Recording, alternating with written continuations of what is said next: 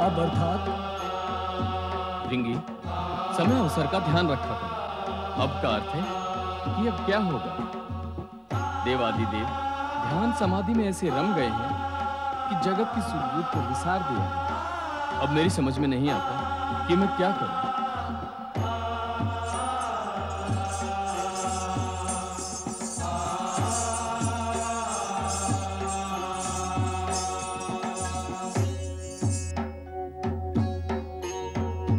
जब से माता सती हमको छोड़कर गई है, हमें तो पूरा कैलाश सूना ही सूना लगता है। कोई उपाय सोचो नंदी भैया, ये सूनापन कैसे दूर हो। सती माता जब से गई है, देवादिदेव तो सारा समय समाधि में ही लीन रहते हैं। हमारे पुकारने पर, प्रयत्न करने पर भी उनकी समाधि भंग नहीं होती। समाधि तो देव ऋषि नारद के प्रकट होने से ही भंग होगी। अर्थात देवेश्वर को जगाने के लिए देवर्षि का स्मरण करना होगा। देव ऋषि किसी के स्मरण करने से नहीं आते, वो तो तीनों लोक में अपनी इच्छा अनुसार भ्रमण करते हैं। जब उन्हें भोलेनाथ के दर्शन करने होंगे, वो यहाँ प्रकट हो जाएंगे। ऐसा भी सुना है नंदी भैया कि जब नारद जी को नारद लीला रचनी होती है, वे तभी प्रकट होते हैं। देव ऋषि नारद जी के विषय में उल्टा सोचना और बोलना क्या उचित है? बिल्कुल सत्य कहा आपने। जगत के सारे बुद्धिमान यही मानते हैं। व्यर्थ की बातों में यदि समय नष्ट करेंगे तो नारद जी पवन की तरह आएंगे और लहर की तरह लौट जाएंगे। सुयशा, क्या नारद जी आ रहे हैं? हाँ, मैंने उन्हें आकाश से उतरते हुए देखा है। ये तो अति शुभ समाचार लाई हो भाभी। नारायण नारायण। देव ऋषि, आज आप उचित समय पर आए हैं। नारायण नारायण। नंदी, क्या इससे पहले मैं अनुचित समय पर आया करता था? नहीं नहीं देव ऋषि, इनका अभिप्राय है कि आज आपकी आवश्यकता थी। केवल आज? क्या आज के अतिरिक्त मेरा आना सदा ही अनावश्यक हुआ करता था? और आप मुझे ये बताएं, आज पति के शब्दों को पत्नी क्यों अर्थ दे रही हैं? देव ऋषि, तर्क और बुद्धि में आपके सामने ठहरने की शक्ति और क्षमता हम में नहीं है। तो फिर कितनी क्षमता है तुम में? केवल आपसे विनय और अनुरोध करने की क्षमता है। हे देव ऋषि, कृपा करके त्रिलोकीनाथ को समाधि से जगा दें। तुम्हारी ये इच्छा है कि मैं भोलेनाथ की समाधि भंग करूं?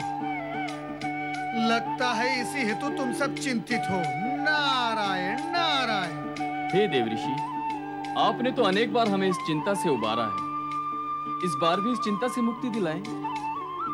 बारंबार के प्रयास से यदि क्रोध में महादेव का तीसरा नेत्र खुल गया तो फिर मेरी चिंता कौन करेगा नंदी? ऐसा हो ही नहीं सकता देव ऋषि। हमारे स्वामी तो आप पर बड़े कृपालु हैं। वे कदापि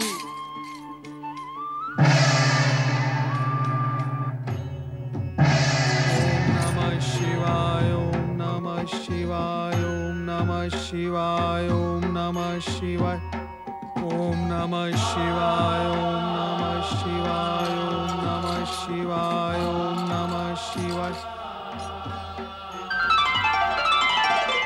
देवादिदेव महादेव के श्री चरणों में नारद का प्रणाम स्वीकार हो। सदा जगत कल्याण का ध्यान करने वाले नारद, क्या तुम भी यहाँ अपने कल्याण की कामना लेकर आए हो? हे त्रिकालदर्शी, आपको ज्ञात है कि जगत के कल्याण में ही नारद अपना कल्याण मानता है। जो लोग ऐसा मानते हैं और करते हैं, केवल उन लोगों को ही आपकी कृपा प्राप्त होती है। तो यहाँ आने और हमें समाधि से विचलित करने का कारण? आपके दर्शन मात्र आपके दर्शन ही मेरा प्रयोजन है।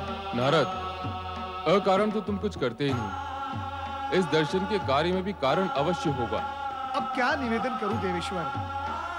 माता सती के न होने से कैलाश के वातावरण में शून्यता व्याप्त हो गई है।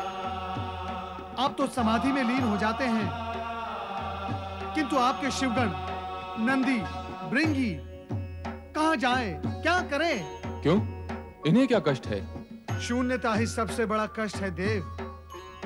ये सब आपके समाधि से जागृत होने की प्रतीक्षा करते रहते हैं कि कब आप जागे और आपके दर्शन पाकर, आपकी वाणी सुनकर अपनी शून्यता को कुछ भर सके। तो तुम इनकी शून्यता दूर करने के उद्देश्य से यहाँ आए हो? मैं तो आपकी शून्यता भी दूर करने का इच्छुक हूं महेश्वर। और मैं ही क्यों, समस्त देवगण, शिवगण, सभी की ये इच्छा है। इससे तुम्हें या देवगणों को क्या लाभ होगा? महेश्वर, बिना लाभ के कभी कोई इच्छा व्यक्त नहीं करता। तुम कौन से और किसके लाभ की बात कर रहे हो नारद? लोक कल्याण की, प्राणी मात्र के हित की, जगत के लाभ की बात कर रहा हूं। देवेश्वर, यदि आपकी कृपा से तामसिक गुण हटकर सात्विक गुण की वृद्धि करता है तो ये सबके हित की बात है। आपसे ये सत्य तो छिपा नहीं है कि असुरराज तारकासुर ने देवताओं को अपने ही स्वर्ग से हटाकर अत्यंत दयनीय और शोचनीय परिस्थिति में पहुंचा दिया। महेश्वर, देवताओं की दुर्दशा का कोई उपाय कीजिए। उपाय तो सृष्टि के रचयिता ब्रह्मा जी ही कर सकते हैं। उन्हीं के दिए हुए वरदान से अहंकारी होकर तारकासुर अनीति और अन्यायपूर्ण कार्य कर रहा है। उचित यही होगा कि तुम उन्हीं के पास जाओ।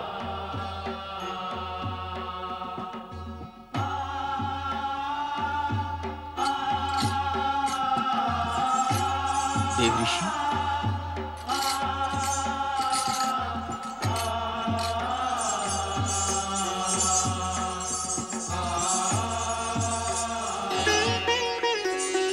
अब क्या होगा देव ऋषि? नंदी, जो भी होगा शुभ ही होगा। वो शुभ कब होगा? भृंगी, सत्य को समझ लो कि समय से पहले और भाग्य से अधिक कभी किसी को कुछ प्राप्त नहीं होता।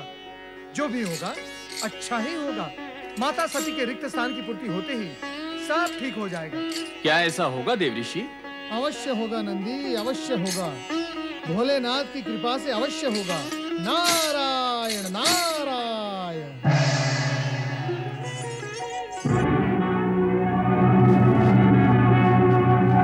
तारकासुर ने तो हमें छोड़ दिया, किंतु उसके असुर सैनिक हमारा पीछा नहीं छोड़ेंगे। कैसा प्रतिकूल समय आया है। देवता होकर भी हमें यहाँ वहाँ भटकना पड़ रहा है। कब तक ये कष्ट भोगेंगे हम?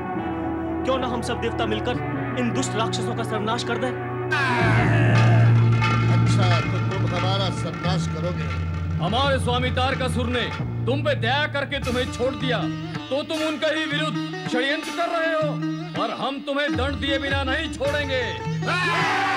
दानवों से हमारी रक्षा करें, हमारी देवर्षि, देवर्षि। आप तो ऐसे भाग रहे हैं जैसे आपके पीछे असुर आ रहे हो। अरे, ये खड़ी चोटी वाला कौन आ गया? ये तो देवताओं के ऋषि हैं। नारद, ऐसा ही है देव ऋषि, ऐसा ही है। कुछ उपाय करें मुनिवर, हमारी रक्षा करें देव ऋषि। यदि मैं आपकी रक्षा करूंगा तो फिर मेरी रक्षा कौन करेगा? देवगण, कृपया स्वयं आप अपनी रक्षा कर ले तो उचित होगा।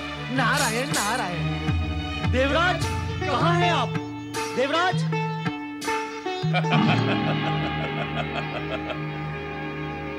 स्वर्ग पर अधिकार पा लेने के पश्चात मदिरापान का आनंद ही कुछ और है। क्षमा महाबली, क्षमा। क्षमा महाबली, क्षमा। किस अपराध के लिए क्षमा मांग रहे हो सेनापति? महाबली, आपके विरुद्ध षड्यंत्र रचने वाले देवताओं को लेकर हम आपके पास आ रहे थे, किंतु खड़ी चोटी वाले मुनि नारद मार्ग में मिल गए। वो हमें बातों में लगाकर उन्हें बचा कर ले गए। सेनापति, तुम हमारे विनाश के बोल न बोलो। नहीं स्वामी, मैं ऐसे क्यों बोलूंगा? हम देवताओं को पराजित करके स्वर्ग के अधिकारी बने हैं। यदि तुम एक तुच्छ मुनि जैसे प्राणी से पराजित होकर लौटोगे तो क्या यह विनाश का लक्षण नहीं? भविष्य में ऐसी भूल नहीं होगी स्वामी। भविष्य को तो तुम अंधकार में खोकर आए हो सेनापति। देवताओं को हमारे विरुद्ध षड्यंत्र करने का प्रोत्साहन मिल गया है। यदि हमने समय रहने पर देवताओं को दंडित न किया तो समय आने पर वही हमारे विरुद्ध षड्यंत्र करके हमसे स्वर्ग छीन लेंगे। ऐसा नहीं होगा महाबली, मैं ऐसा नहीं होने दूंगा। जाओ तुम।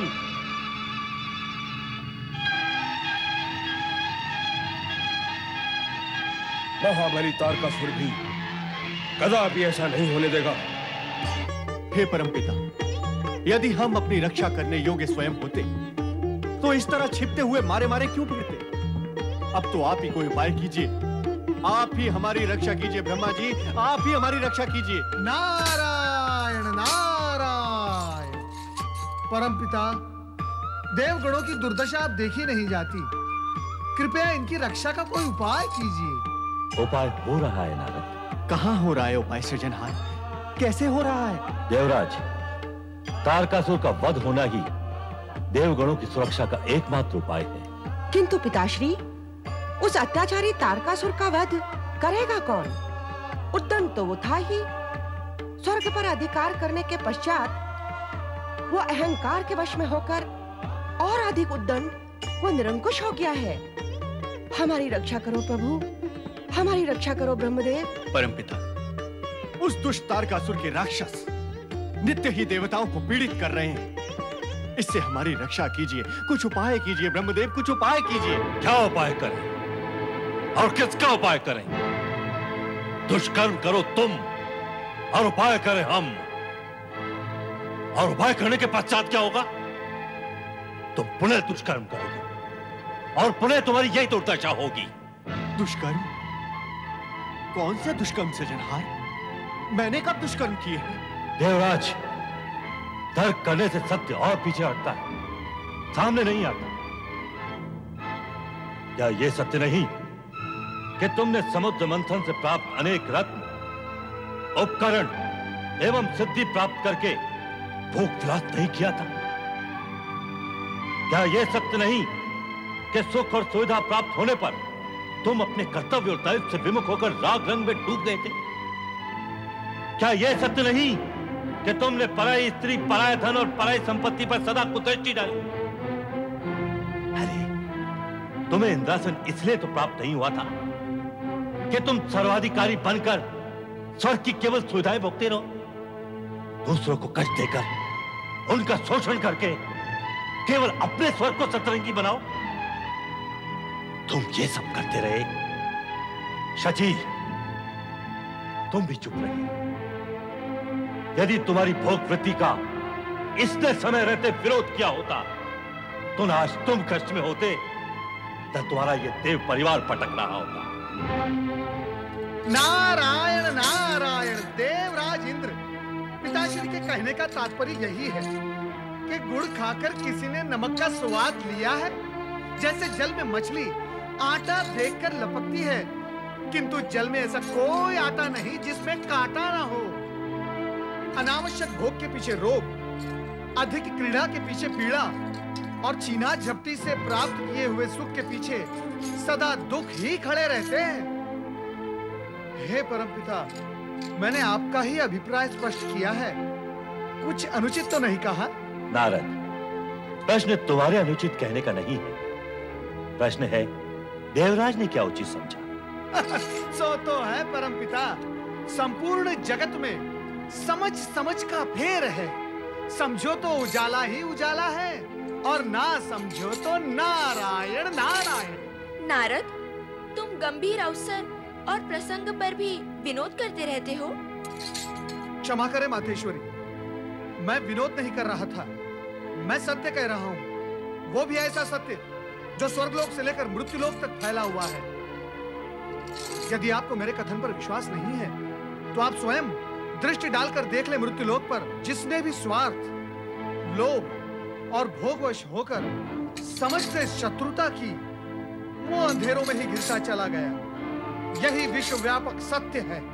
देवराज इंद्र, नारद ने वही कहा है जो मुझे कहना था।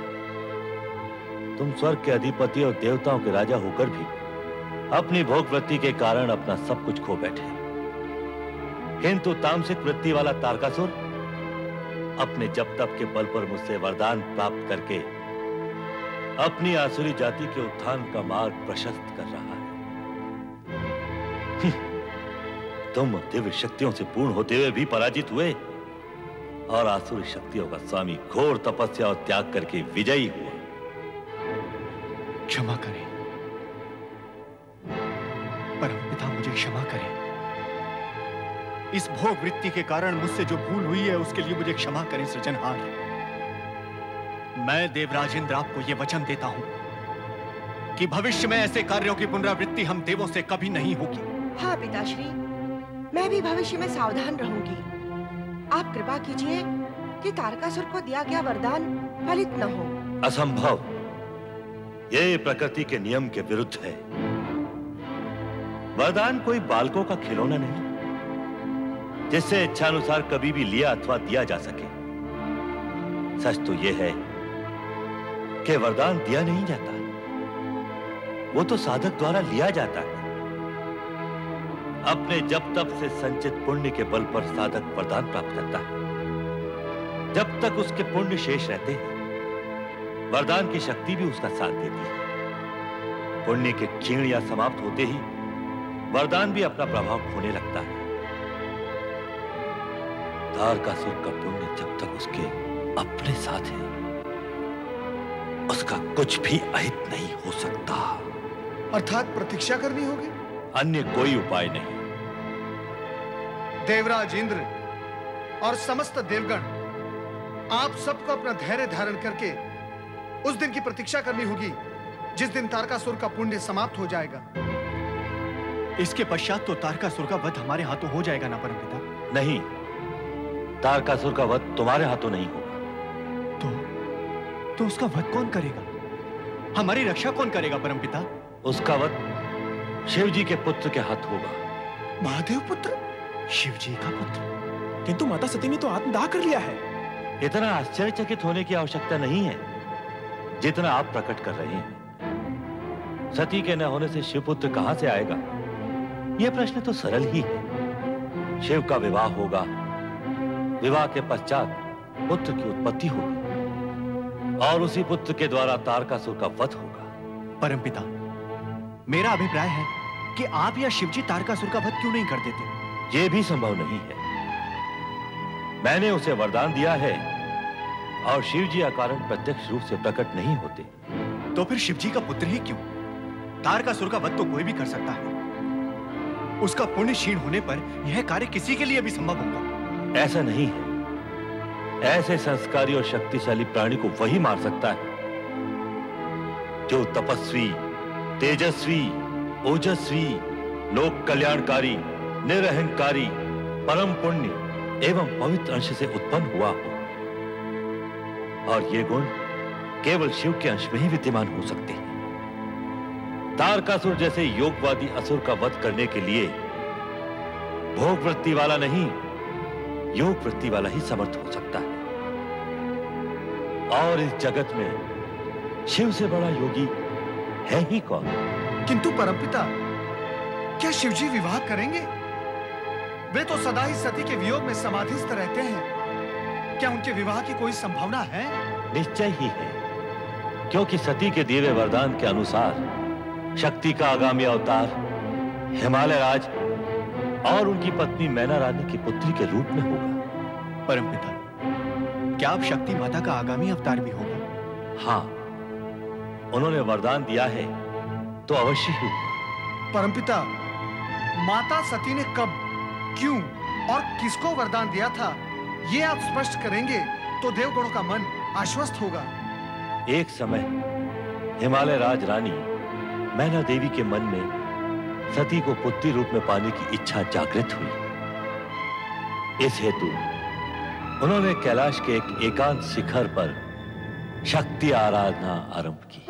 ओम आईं ह्रीं क्लीं चामुंडायै विच्चै नमः। ओम आईं ह्रीं क्लीं चामुंडायै विच्चै नमः। ओम आईं ह्रीं क्लीं चामुण्डायै विच्चै नमः। ॐ ऐं ह्रीं क्लीं चामुण्डायै विच्चै नमः। ॐ ऐं ह्रीं क्लीं चामुण्डायै विच्चै नमः। ॐ ऐं ह्रीं क्लीं चामुण्डायै विच्चै नमः। ॐ ऐं ह्रीं क्लीं चामुण्डायै विच्चै नमः। ॐ ऐं ह्रीं क्लीं चामुण्डायै विच्चै नमः। ॐ ऐं ह्रीं क्लीं चामुण्डायै विच्चै नमः। ॐ ऐं ह्रीं क्लीं चामुण्डायै विच्चै नमः। ॐ ऐं ह्रीं क्लीं चामुण्डायै विच्चै नमः। महारानी मैना देवी, जागो जागो मैना देवी।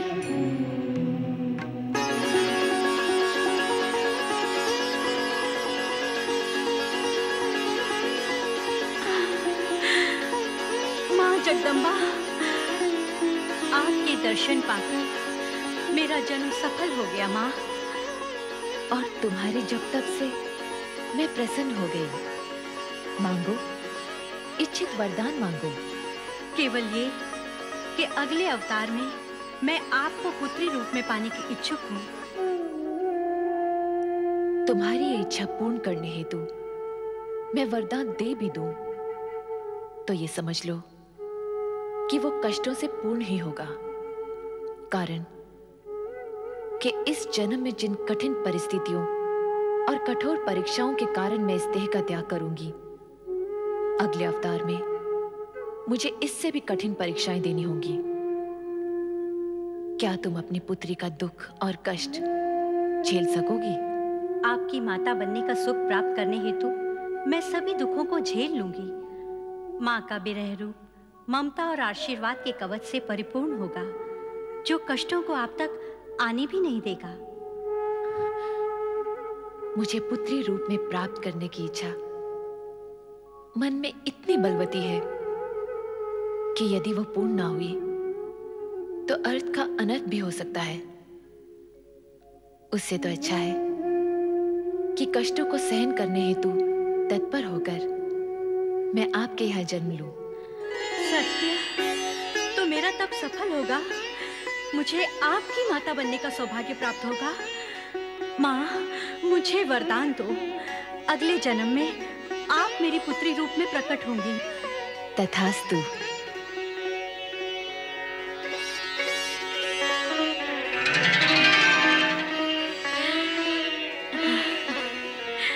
यह अटल सत्य है कि सती के दिए हुए वरदान के अनुसार सती के पुनः नारी अवतार के माता पिता बनने का श्रेय हिमालय राज और मैना को प्राप्त होगा। देवराज इंद्र, इस हेतु आप सभी देवगणों को मैना रानी और हिमालय राज के पास जाकर उन्हें सती के वरदान का स्मरण कराते हुए शक्ति आराधना के लिए प्रेरित करना होगा।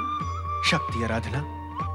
हाँ, शक्ति आराधना, जिससे उद्देश्य पूर्ति की दिशा में कार्य प्रारंभ हो सके। जो आज्ञा ब्रह्मदेव, हम इसी क्षण वहां जाते हैं।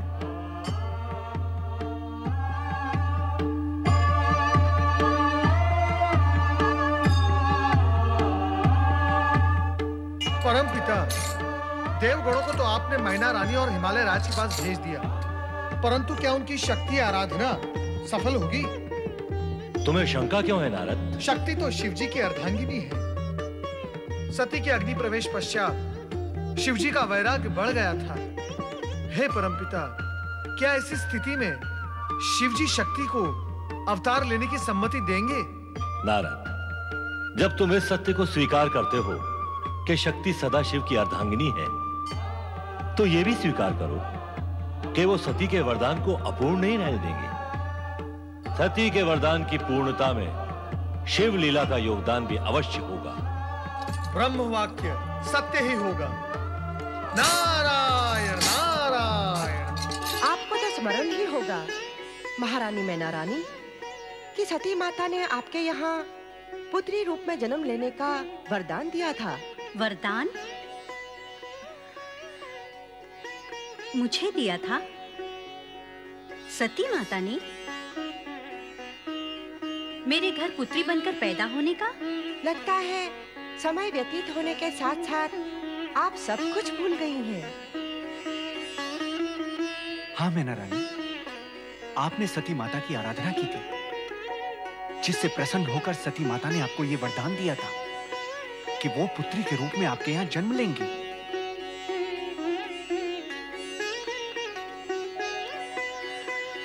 हाँ, कुछ कुछ स्मरण तो हो रहा है। सती को पुत्री रूप में पाने के लिए मैंने आराधना तो की थी।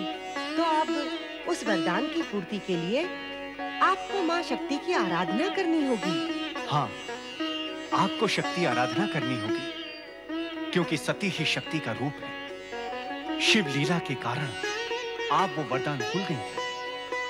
शक्ति की आराधना द्वारा शक्ति को जागृत कर आपको उन्हें वरदान का स्मरण कराना होगा। अच्छा किया आपने यहाँ आकर सती माता के दिए हुए वरदान की बात को फिर से स्मरण कराकर। मैं तो भूल ही गई थी। अब स्मरण हो गया है तो माँ शक्ति का भी स्मरण कीजिए। अवश्य, ये तो मेरा सौभाग्य होगा कि माँ सती पुत्री रूप में मेरे घर में जन्म लेंगी। मैं निश्चित रूप से माँ शक्ति की आराधना करूंगी। विधाता की अपार कृपा से हमें ये दुर्लभ अवसर प्राप्त हुआ है। हम अवश्य ही शक्ति माता की आराधना करेंगे। इसी में हम सबका कल्याण है। आगे शिव जी की इच्छा।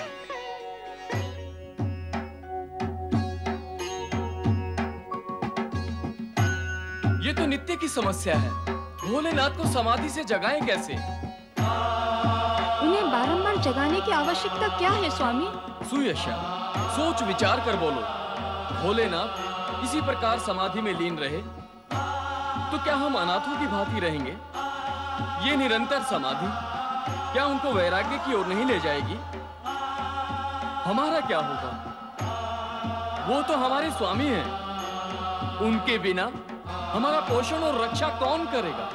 क्षमा करे स्वामी, भूल हो गई। भोलेनाथ की समाधि तो देवऋषि नारद ही भंग कर सकते हैं। किंतु देवऋषि नारद है कहाँ? उनको बुलाएं कैसे? वो कब आएंगे? कब भोलेनाथ जागेंगे? उनके आए बिना कुछ भी संभव नहीं है। संभव है नंदी भैया, ये संभव है। देवर्षि नारद तो तीनों लोकों का भ्रमण करते हैं। हम सब मिलकर उनका आह्वान करें तो वे अवश्य प्रकट होंगे। हाँ नंदी महाराज, हम सब मिलकर उनका आह्वान करते हैं। क्यों सुयसा, ये उपाय उचित है? हाँ स्वामी, ऐसा करना उचित होगा। हे ब्रह्मा जी के मानस पुत्र, हे ऋषियों में श्रेष्ठ देव ऋषि नारद जी, हम आपका आह्वान करते हैं। ओम ब्रह्मपुत्र नारदाय नमः।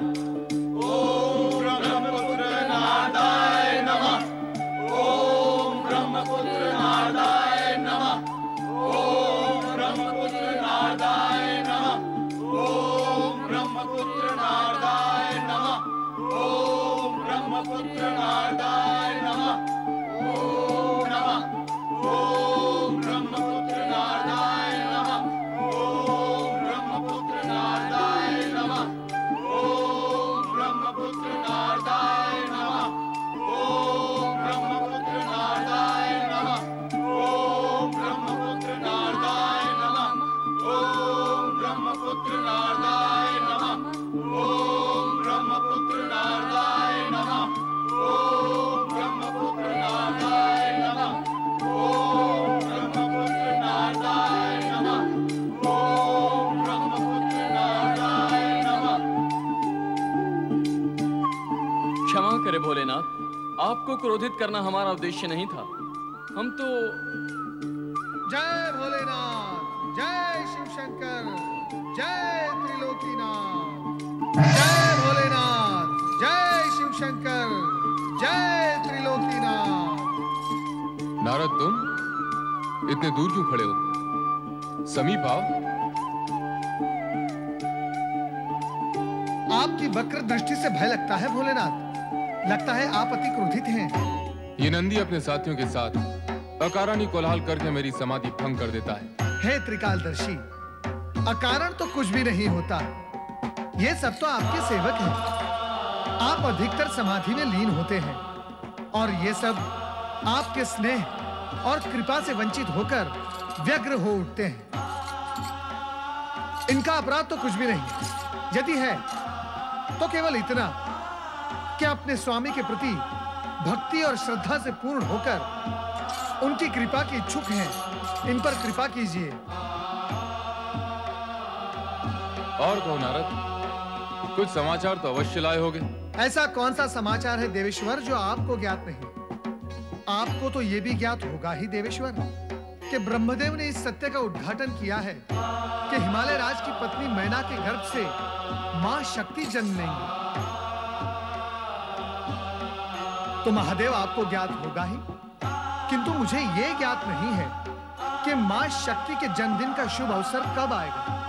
हे महादेव, आप मुझे यह बताने की कृपा करें कि मां शक्ति का अवतरण कब होगा। नारद को अधीरता शोभा नहीं देती। अधीरतावश नहीं, अधीरतावश नहीं भोलेनाथ, जिज्ञासावश पूछ रहा हूं। नारायण नारायण। इस हेतु की तीनों लोकों में इसकी चर्चा और प्रचार कर सको। नहीं महादेव जी, मैं ऐसा नहीं करूंगा, सत्य कह रहा हूं। मुझे तुम्हारा स्वभाव ज्ञात है नारद। कोई भी बात तुम्हारे पेट में अधिक समय टिक नहीं सकती। हे त्रिकालदर्शी, मेरे स्वभाव में सुधार हुआ है। नारायण नारायण। महादेव जी, आप कृपा कर मुझे यह बता दे कि मां शक्ति जन्म कब लेंगी। अपने प्रश्न का उत्तर पाने हेतु तुम्हें प्रतीक्षा करनी होगी नारद।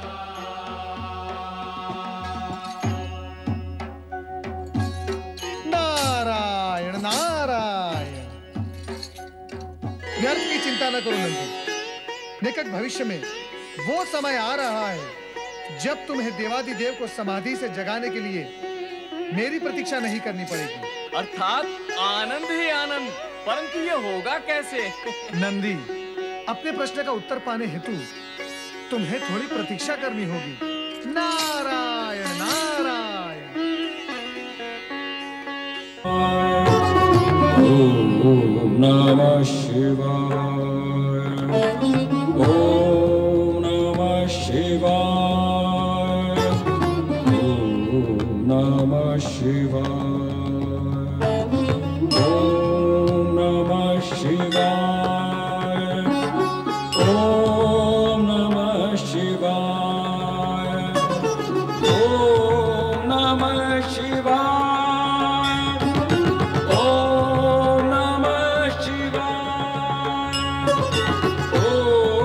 नमः शिवाय। ओम नमः शिवाय। ओम नमः शिवाय।